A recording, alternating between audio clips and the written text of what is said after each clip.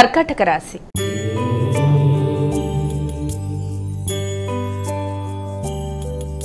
అమ్మ, మరి కర్కాటక రాశి వారికి ఈరోజు రాశి ఫలాలు ఎలా ఉన్నాయి? అంటే కర్కాటక రాశి వాళ్ళకి వృత్తి, కుటుంబం మొదలైన వాటి గురించి ఎక్కువ ఆలోచిస్తారు.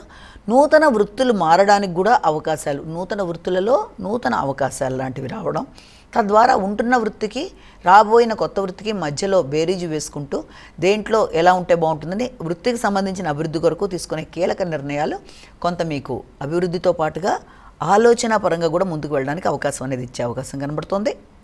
అంతేకాకుండా సంతాన వర్గం గురించి కూడా అధిక శాతం ఆలోచిస్తారు. వారి ఆరోగ్య విషయంలో కావచ్చు, వారి అభివృద్ధి విషయంలో కావచ్చు, మీరు కొన్ని కీలక నిర్ణయాలు తీసుకోవడం, వారి యొక్క విద్యా విషయంలో కూడా మీరు అధిక శాతం శ్రద్ధతో ముందుకు వెళ్ళడానికి ప్రయత్నం చేస్తారు. సింహరాశి.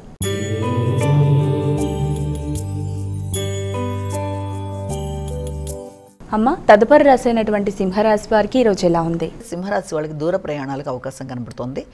తండ్రి పెద్దల యొక్క ఆశీస్సులు తీసుకుంటారు. దూర ప్రయాణాలు, ఉన్నత విద్య, వాటి సంబంధమైన విషయాల్లో అధిక శాతం శ్రద్ధ చూపిస్తూ ముందుకు వెళ్ళడానికి కృషి చేస్తారు.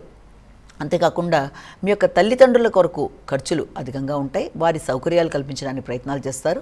వారితో ఆలోచనలు చేసేటప్పుడు కానీ, కమ్యూనికేషన్ విషయంలో కానీ చక్కటి ఆలోచన పరంగా ముందుకు వెళ్ళడం బట్టి సమస్యలు అనేవి ఉత్పన్నం కాకుండా మానసిక ప్రశాంతత పెంపొందించుకునే అవకాశం ఉంది.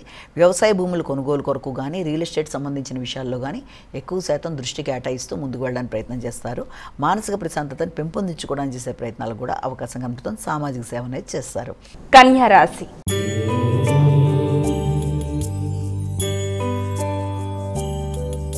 అమ్మ, మరి కన్యా రాశి వారికి ఈరోజు ఎలా ఉంది? కన్యా రాశి వాళ్ళకి ముఖ్యంగా ముఖ్యమైన పనులలో కానీ, ముఖ్యమైన కార్యక్రమాల్లో కానీ కొంత చిన్నపాటి ఆటంకాలు లాంటివి ఎదురవడం కావచ్చు, లేకపోతే చివరి నిమిషంలో ముఖ్యమైన పని కొంత పోస్ట్ పోన్ అవ్వడం వల్ల మానసికంగా కొంత చికాకులు లాంటివి ఎదురయ్యే అవకాశం ఉంది.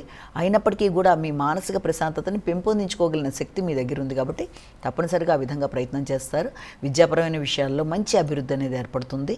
అలాగే ఆకస్మికమైన ఖర్చులు అయినప్పటికీ కూడా అది మీకు సంతోషం ఇచ్చే అవకాశం లాంటిది కనబడుతుంది.